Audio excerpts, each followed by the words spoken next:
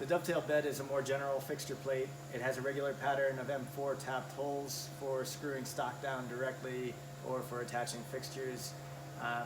It has these dovetail slots for quick attachment of fixture blocks or vices or rotary axes. It also attaches to the machine with the pins at 4 corners and using the magnetic latches, so that will lock it in place. You can also use thumb screws in these 4 locations to attach it a little bit more securely down to the bed supports. And just like with the standard build plate, you'll use thumb screws at the 4 corners in order to jack the pins up or down in order to level this dovetail fixture plate. One thing that you do want to make sure that you do, though, is use the correct bed level routine. That's in your bed.g file in your system files through your controller.